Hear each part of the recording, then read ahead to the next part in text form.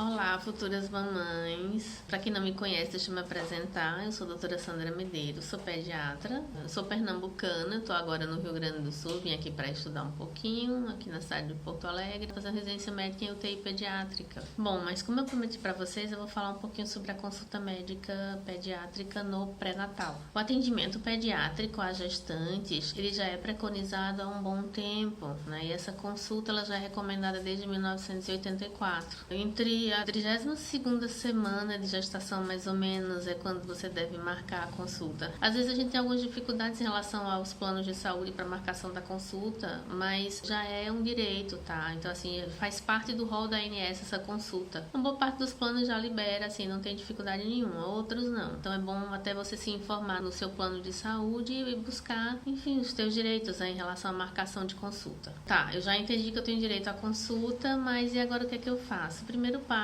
é tentar ver se aquela pessoa que você vai marcar a consulta, se ele é de fato um pediatra. Precisa ter certeza disso. Então, o ideal é que você procure os conselhos regionais, os conselhos federais de medicina, para se certificar que aquela pessoa é pediatra mesmo e que você vai estar em boas mãos. E uma outra coisa é você ter empatia por essa pessoa, né? Afinal de contas, vai ficar te acompanhando aí com esse futuro bebê, né, por vários anos. Tem alguns pediatras que atendem até os 19 anos de idade. Então, pode ser que seja um pouquinho longa essa relação entre o pediatra e a criança, então precisa que de fato que tenha empatia. O que é que ele vai fazer? Uma das coisas é olhar os exames da gestação. Como é que estão os teus exames? Se esses exames têm alguma alteração e que possa ter risco, né, à saúde do bebê. Então, tudo isso ele vai verificar, vai olhar sorologia, vai olhar ultrassom, enfim, todos os exames que foram realizados na gestação. Além disso, vai tentar também te aconselhar do ponto de vista de assim, como é que tá esse sentimento, né, sobre a tua gestação? Assim, foi uma gestação que você quis? Você tá bem, né, em relação a tudo que tá acontecendo agora? Que às vezes é necessário que tenha um acompanhamento, não somente do pediatra, mas que tenha um acompanhamento psicológico também. Às vezes a gente não queria engravidar, né, e assim, enfim, houve um acidente aí, e aí engravidou e não, bom, agora o que é que eu faço, né? Então, assim, todo o acompanhamento que a gente puder ter nesse período para que dê força pra gente seguir com essa gestação e, enfim, ter o parto de forma tranquila, é bom que aconteça. Então, ele também vai olhar isso, assim, como é que tá o sentimento em relação à gestação. As rotinas na recepção do bebê também é outra coisa que é importante, né, que você saiba. O que é que vai acontecer durante o parto, né? Como é que o pediatra faz esse manejo, ele vai pegar o teu bebê, para onde é que ele vai levar, que cuidados ele vai dar depois do nascimento. Então, tudo isso é importante. Eu costumo até dar o exemplo do meu marido, porque o meu marido, apesar de ser casado com um pediatra, meu filho precisou fazer uma aspiração. É introduzida nessa aspiração uma sonda gástrica. Então ele ficou desesperado, mas sem poder me dizer nada e achando, sei lá, será que aquilo ali tá adequado ou não? Ele disse, mas deve ser, né? Porque ela que escolheu o pediatra dela, enfim. Todos esses cuidados que vão acontecer, né, depois do parto, para que você não se surpreenda e principalmente que você oriente também quem vai estar acompanhando no momento. Uma outra coisa também que vale a pena que a gente saiba que existem algumas intercorrências, né? Que nem sempre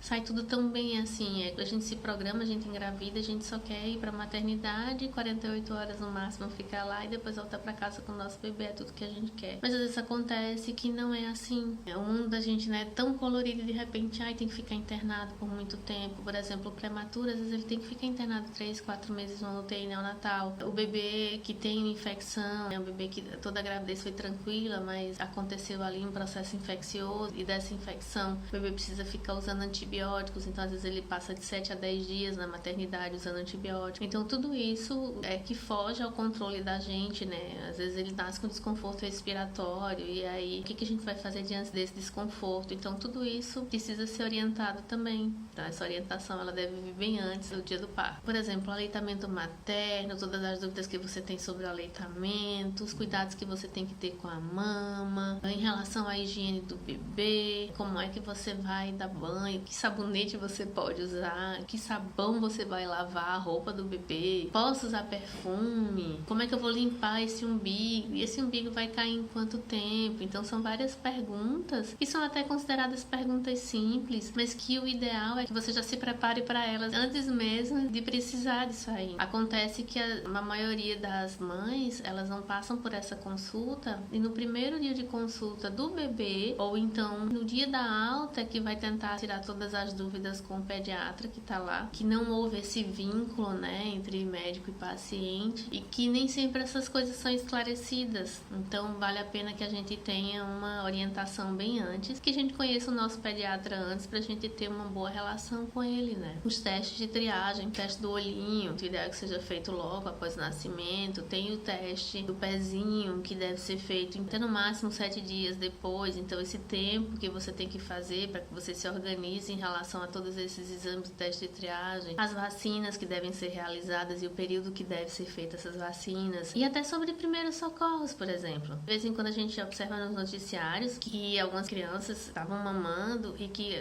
ficaram roxinhas, então assim, houve uma obstrução por causa do leite. Todos esses cuidados a gente já pode ter mesmo durante a gestação. Então vale a pena a gente ter essa consulta, assim, ela é extremamente importante. E é bom, faz uma lista de tudo que tu tens dúvida, tudo que te angustia nesse momento. Deixa eu ver o que é que eu vou perguntar. Que aí você fica esclarecida, você já tem mais ou menos o domínio da situação e assim acaba que você fica muito mais segura quando tem o bebê. Vai encontrar dificuldades para marcação dessa consulta? Às vezes sim. Lembrar que a formação do pediatra é para o aconselhamento da mãe, mas com o bebê depois que já nasceu, né? Então assim, uma boa parte dos pediatras não se sente à vontade nessa consulta do pré-natal, porque querendo ou não, ele não vai estar atendendo uma criança, ele vai estar atendendo a gestante. Então tem alguns que não se sentem à vontade, mas uma boa parte deles sim. E aí você consegue marcar a consulta. Outra dificuldade que você tem em relação aos planos de saúde. Alguns planos de saúde, eles têm a cobertura e quando você liga, por exemplo, para marcar a consulta pediátrica para gestante, alguns planos de saúde já estão ali na lista, já tem o código, já conseguem marcar essa consulta bem rapidinho. Outros não. Outros eles não conseguem nem achar o código que está relacionado com esse procedimento, que seria esse tipo de consulta,